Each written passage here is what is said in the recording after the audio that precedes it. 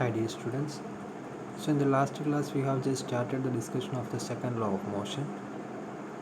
So when we are considering the second law of motion, we have to be familiar with the new term, that is the momentum. We have seen that the momentum is actually the product of the mass and velocity of a particular object. So mass into velocity is actually the momentum. And we can go through some of the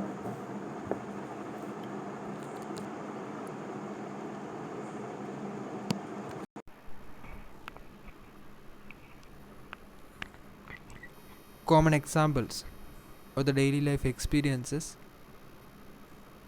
to be familiar with the momentum, the term momentum. The first one is that if you are considering two vehicles, one is a heavy one and another one is a lighter one. So if you are applying equal force on both the vehicles, so the heavier one will move with the velocity, let us consider the v, and the lighter one will move a larger velocity than this v, or than the heavier one. So where the masses of the heavier body was larger, then the velocity obtained was less, and lighter body, the mass was less and the velocity obtained it was higher.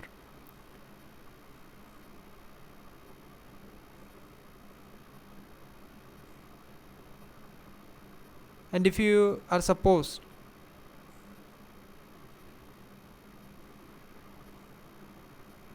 catching two objects of various masses, one with a higher mass and another one with a lighter mass, both of them are freely falling, so their velocity will be equal, same. If you are not considering the air resistance, then both of the bodies will be falling with the same velocity. You know that it will be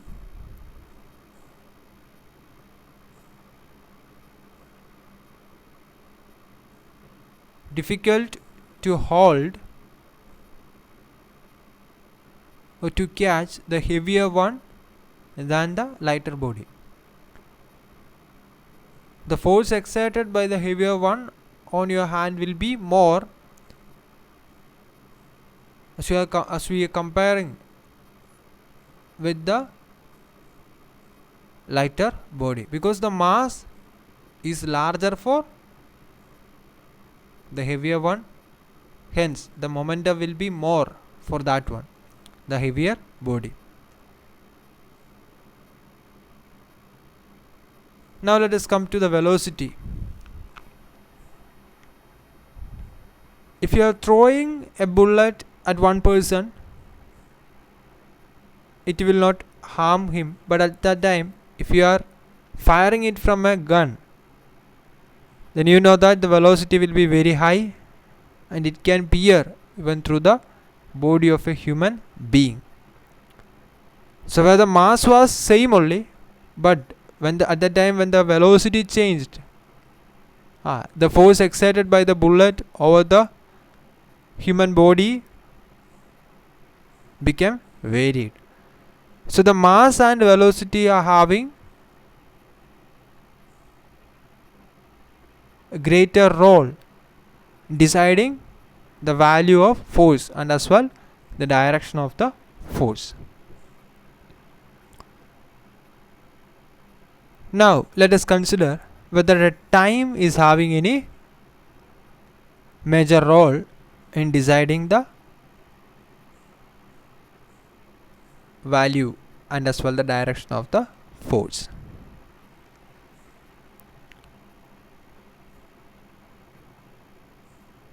you may have seen in the cricket game, whenever the fielder who catches the ball, they just throw their hand backward in the direction of the movement of the ball. They are not directly just catching it, but with a particular kind of action. They just holding the ball, and along with the direction of the ball, they are just moving their hand. They're just moving their hand backward. Actually, they're just increasing the time to hold the or to catch the ball over there.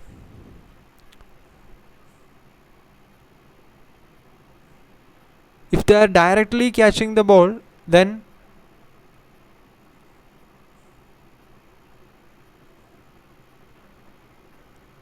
the ball can even hurt their hands. That means the force exerted by the ball over the player's hand will become, or that will be very high.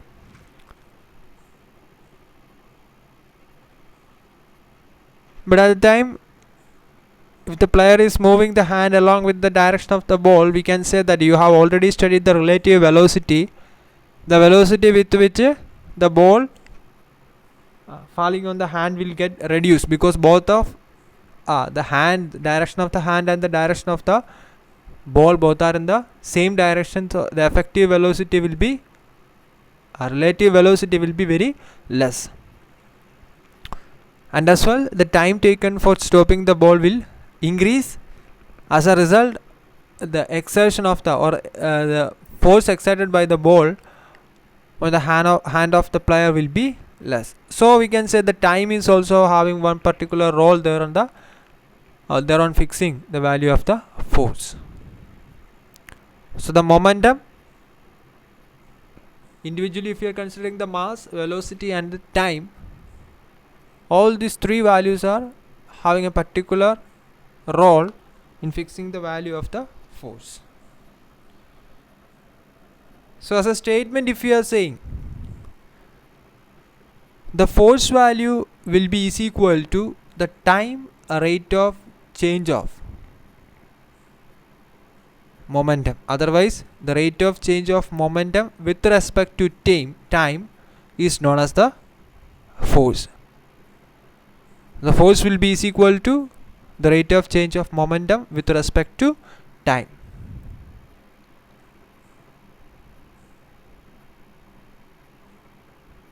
So force not only depending upon the momentum, but also at which or how faster the momentum is getting changed. So the time which is required to, or which is there in the change of the momentum, the force is depending on that time also.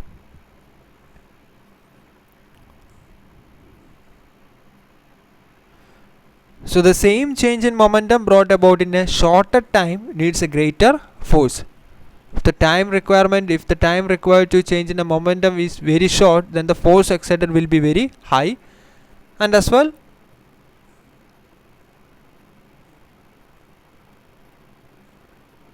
the rate of change of momentum will be high if the time is very short. Then the force exerted also will be very high. So we can say the same force for the same time causes the same change in momentum for the different bodies. Where if the mass is larger, the velocity will be less, but if the mass is lesser, then the velocity will be high. But if the same force, if you are applying for the same time, then the momentum will be always same for the different bodies. The statement of the second law of motion, we have already discussed that one. The rate of change of momentum of a body is directly proportional to the applied force, and takes place in the direction in which the force acted. The direction of the momentum will be there in the direction of the force acted.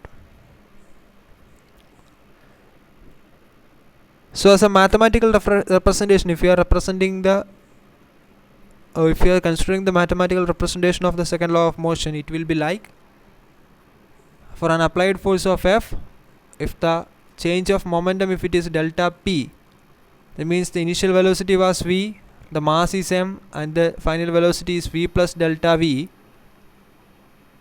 then the momentum, initial momentum is p is equal to m into v, and final one will be,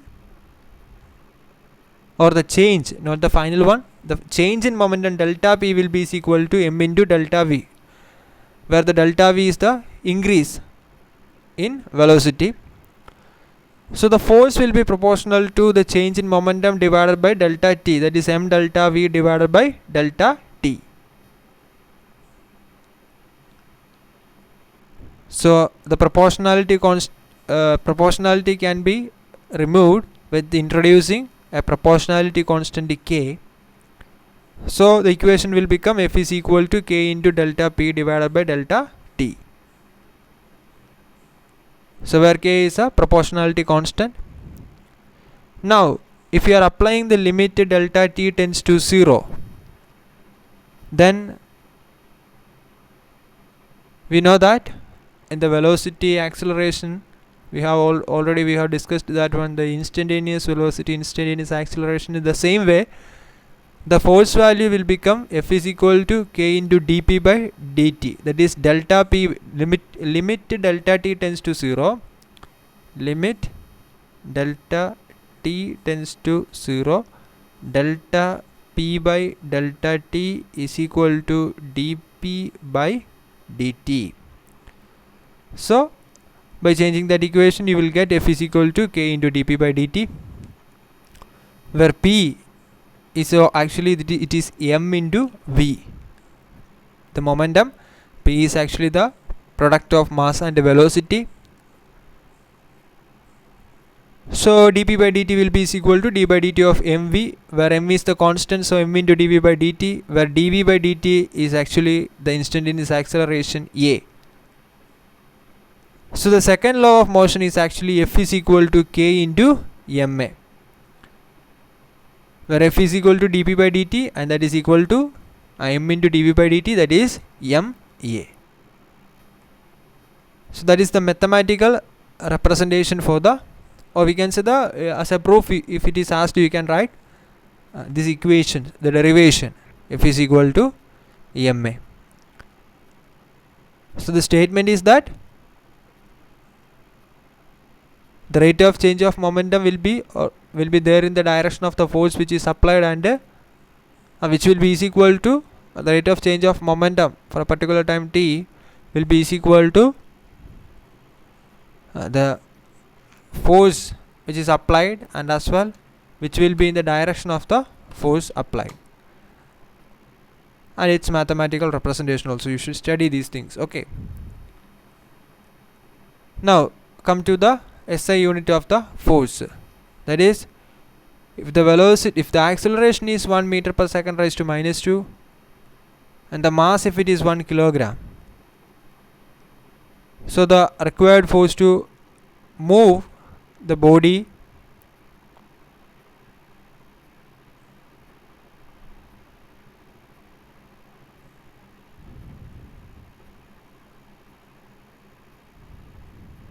will be is equal to 1 Newton, that will be m into a, that is 1 kilogram into 1 meter raised to minus 2, that is 1 kilogram meter raised to minus 2. That is actually in SI unit, Newton is the SI unit. As the components, if you are considering the basics units, that means the mass, length, and as well time units, then the Newton will be represented as kilogram meter second raised to minus 2.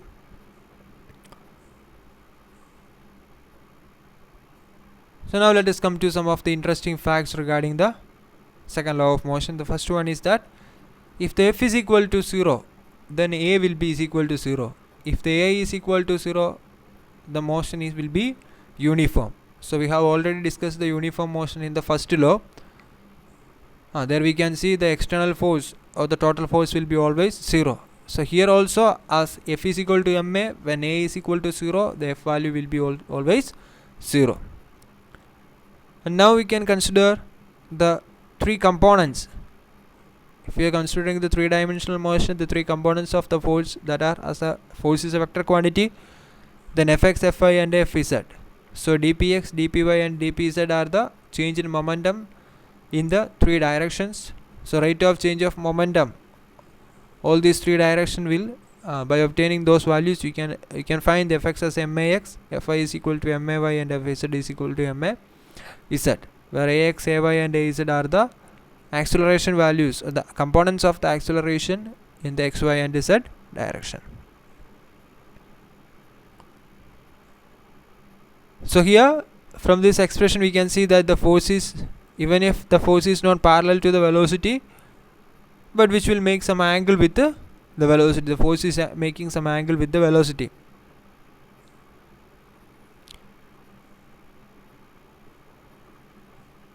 And the force will change only in the direction of the velocity.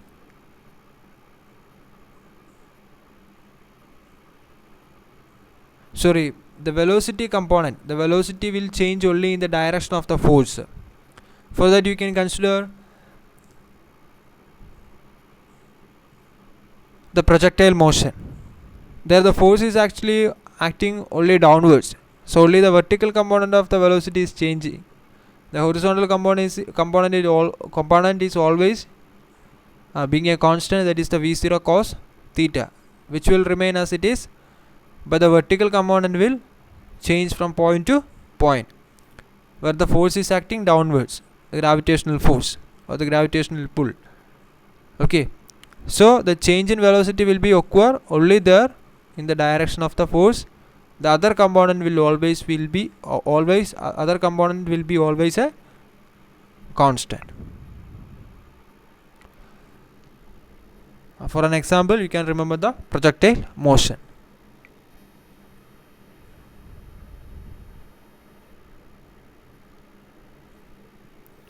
And as well, the second law of motion is applicable to a single point particle.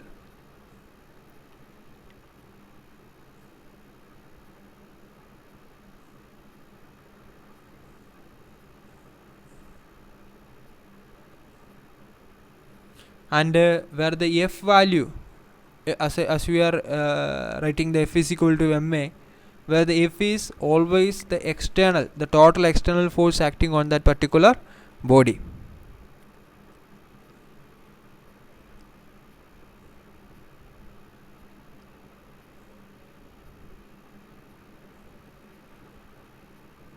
And where A is the acceleration of the entire body, that means the acceleration of the center of mass of the system.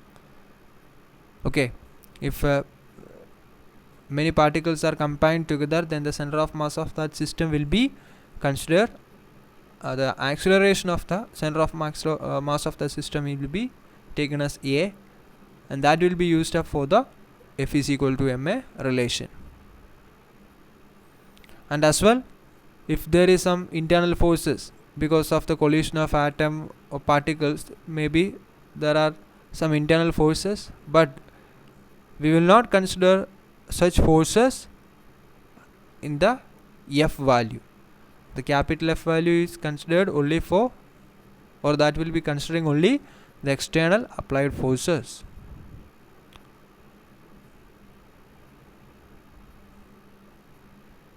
And as well, the force at a point, if you are considering, which will depend only upon the mass is constant only, so if it will depend only the acceleration at that particular point.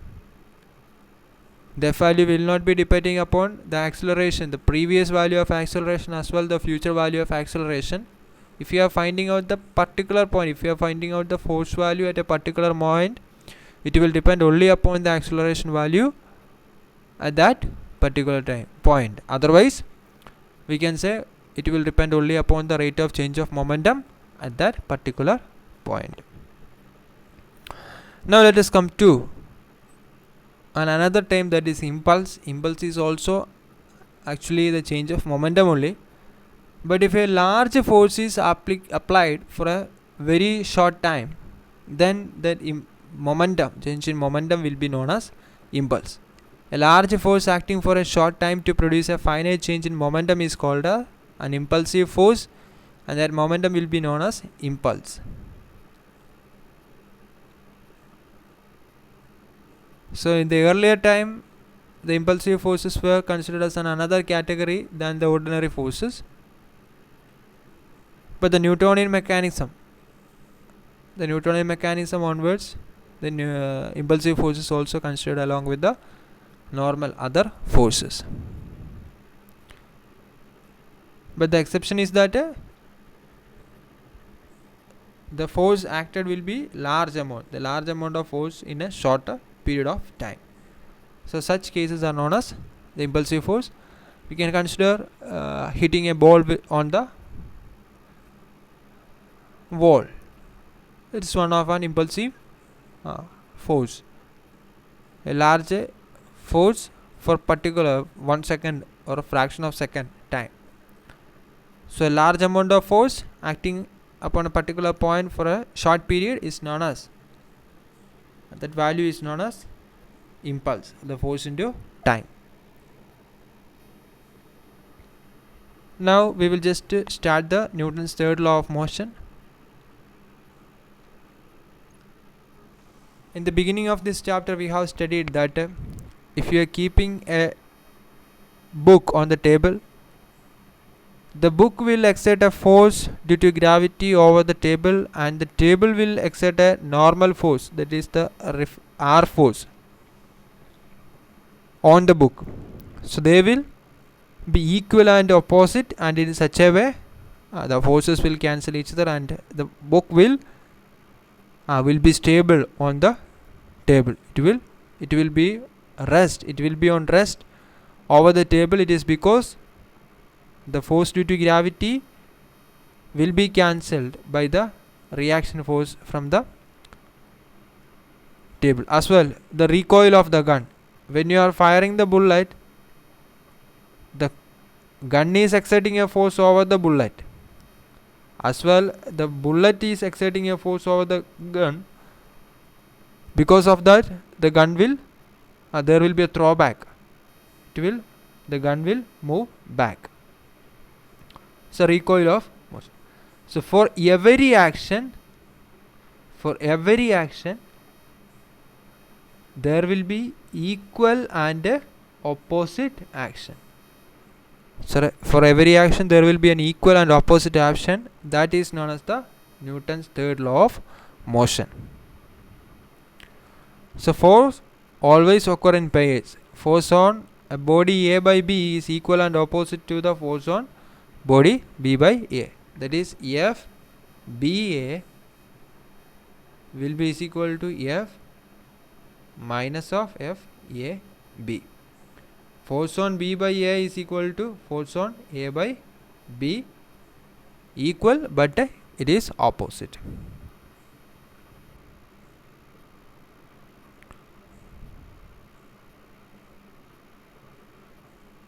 So the example for the Newton's third law of motion is that the recoil of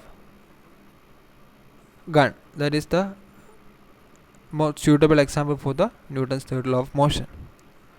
So we will continue our discussion of the Newton's third law of motion in the coming class. So just read the textbook. I think the things that we have discussed today, it is clear. If you are having any doubts, you can ask me. And as well, you just try to find out the answers of the previous chapters exercise questions. Okay, find out the answers for that questions. Most of the questions are direct ones only. If some of the questions are very difficult, you just ask me. Anyway, as we are getting the time, we will discuss that one. I think we can finish this chapter within 3 or 4 days, and afterwards we will discuss, and also in the video lectures also I will discuss those question answers. Okay, so study well. Thank you.